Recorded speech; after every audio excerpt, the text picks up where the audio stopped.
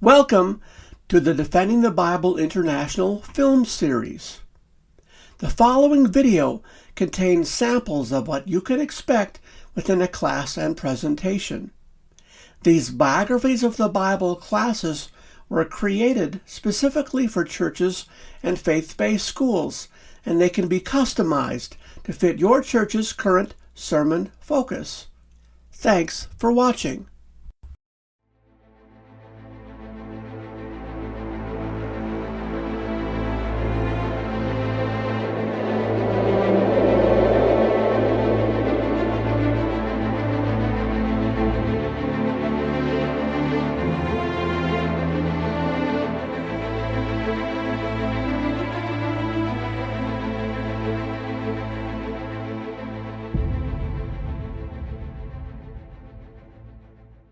Was Jesus the son of a Roman soldier or a Greek god?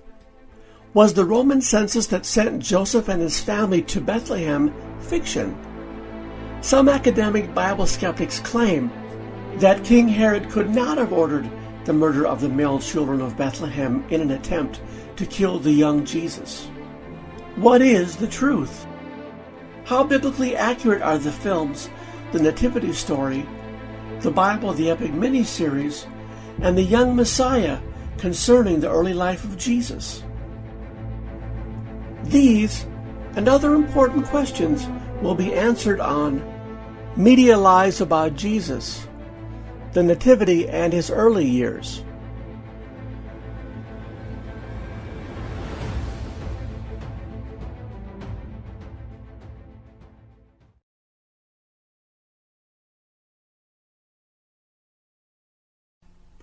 Did God sleep with the mother of Jesus to impregnate her? Is the God of the Bible the Greek god Zeus? And did Jesus' life parallel the lives of Zeus's sons?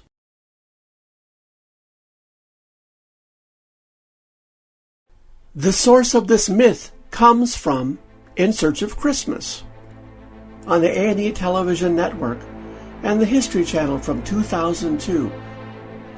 The belief that the writers of the Old and New Testament borrowed, or rather stole, from Greek mythology texts to write portions of the biblical text is unsupportable history, yet some networks like the History Channel persist in this myth. History Channel interviewee Gregory Riley from the School of Theology at Claremont said, "Very often it was the divine father Zeus who had sexual relationships with a woman, a virgin woman, and the birth that resulted was Dionysius or Hercules or one of the great heroes of renown." What is the truth concerning this issue? Who was Zeus? He is described as falling in love with one woman after another and resorting to all kinds of tricks to hide his infidelity from his wife. Stories of his escapades were numerous in ancient mythology, and many of his offspring were a result of love affairs with both goddesses and mortal women. If we follow Riley's theory, God sleeps around. Notice that Riley stated it was the divine father Zeus who had sexual relationships with a young woman, a virgin woman. Did you notice that Riley left out women, plural, as if he was trying to form-fit God into a Zeus motif? The sons of Zeus, Dionysius and Hercules, that Riley also alludes to in this so-called Bible documentary, in no way parallel the life of the man from Nazareth. Jesus was not born from his father's thigh, like Dionysius, nor did he strangle snakes, like Hercules.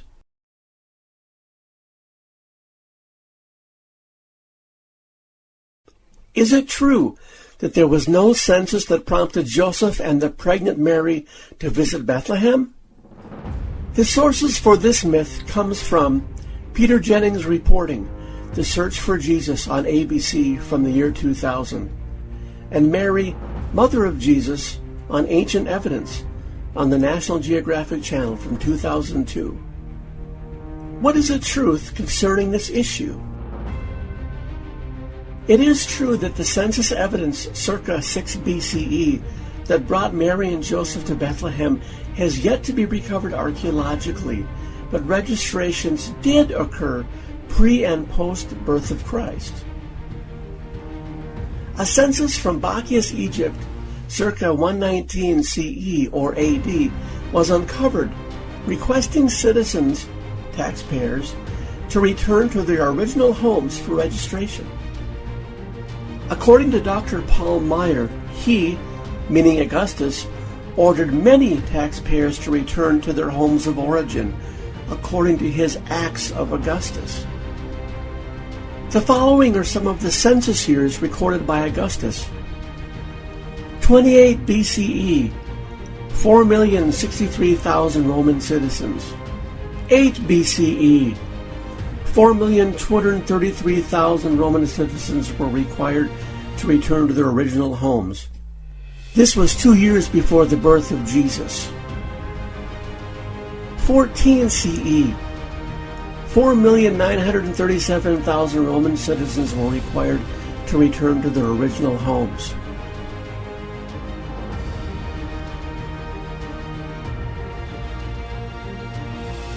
A Roman census edict from 104 CE or AD in Egypt was uncovered, which stated that taxpayers who are living elsewhere were ordered to return to their original homes for registration. Gaius Vibius Maximus, prefect of Egypt, says, "The house-to-house census having started, it is essential that all persons who for any reason whatsoever are absent from their homes be summoned to return to their own hearths, in order that they may perform customary business for registration." Is King Herod's Massacre of the Innocents a myth?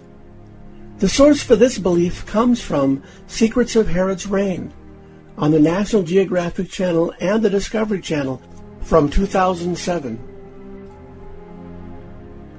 On Secrets of Herod's Reign on the Discovery Channel, historian Rupert Chapman stated, "The story of the Massacre of the Innocents only appears in Matthew's Gospel.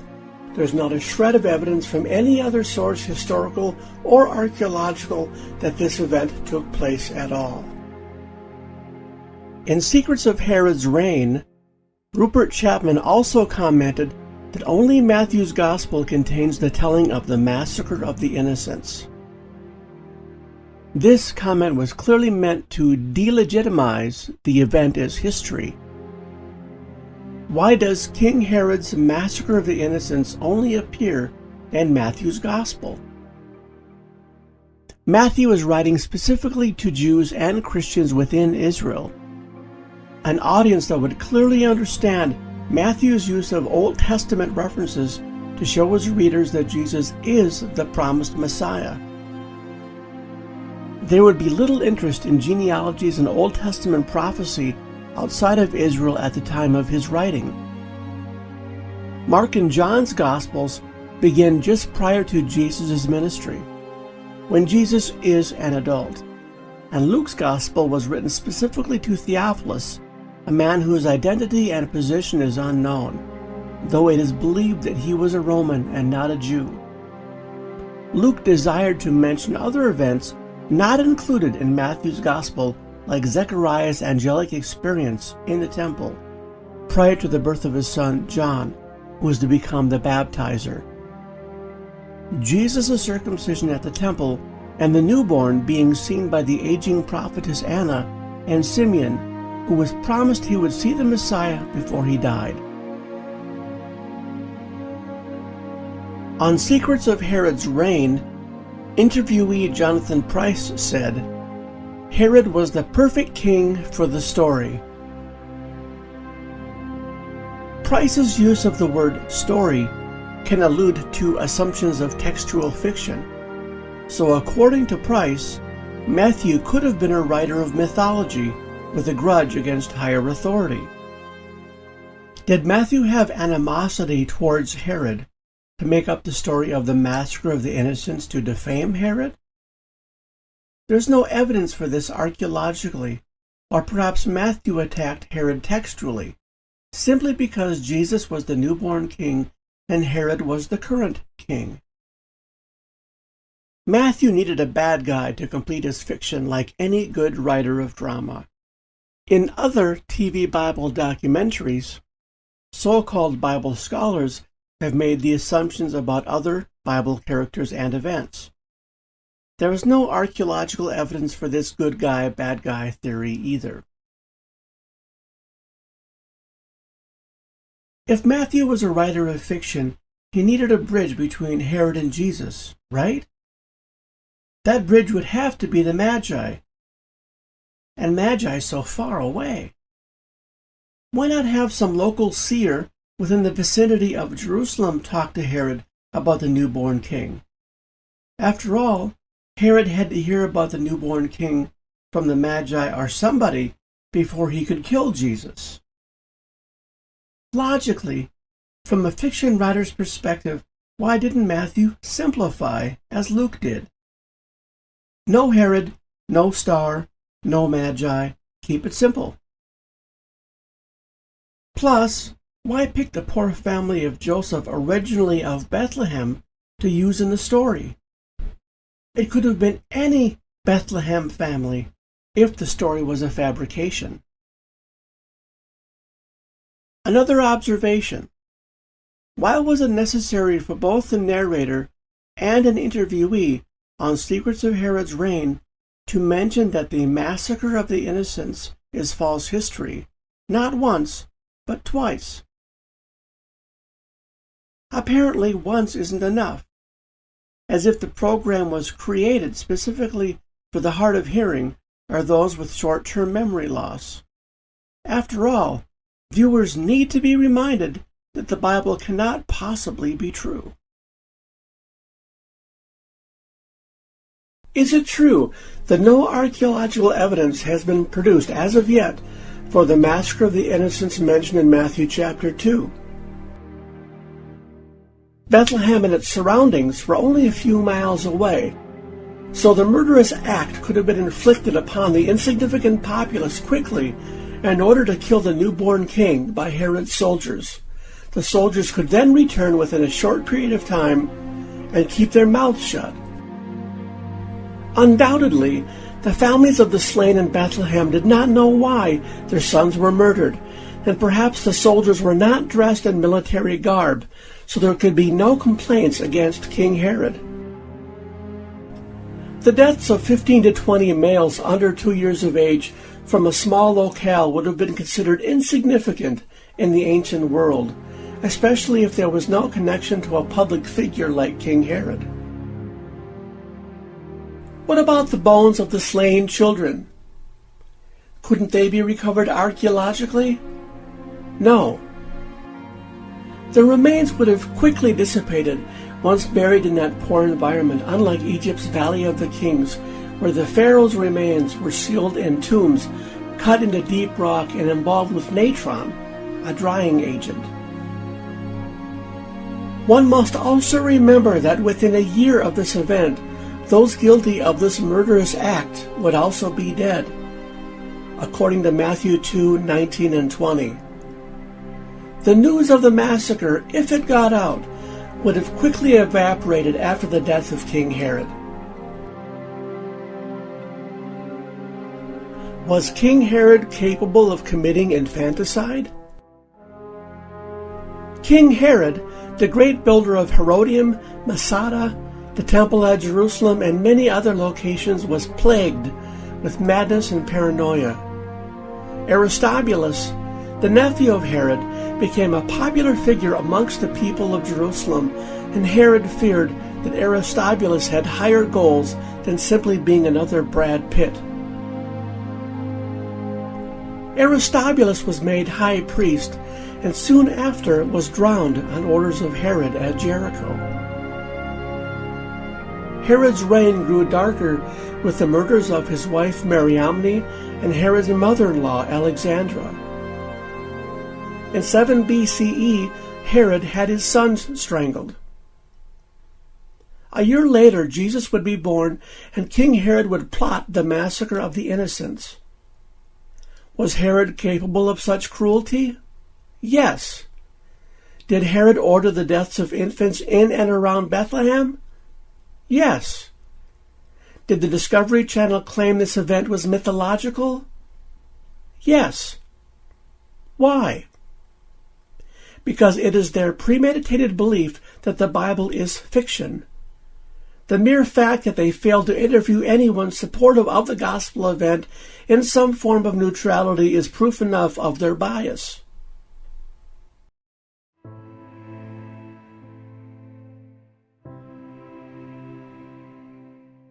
Did Mary meet the angel who announced her pregnancy in the wilderness? The sources of this belief comes from Mary, Mother of Jesus from 1999, and the Nativity story movie from 2006. What is the scriptural response to this issue? According to Luke 1:26 and 27, the angel Gabriel was sent by God to a city of Galilee named Nazareth to a virgin betrothed to a man whose name was Joseph, of the house of David.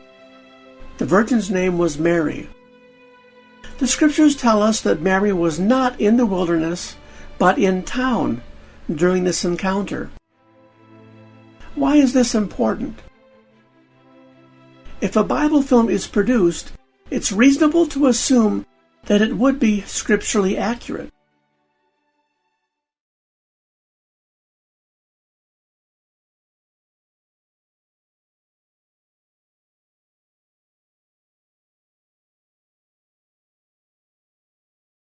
Did Mary sleep with a Roman or Herodian soldier, the true father of Jesus?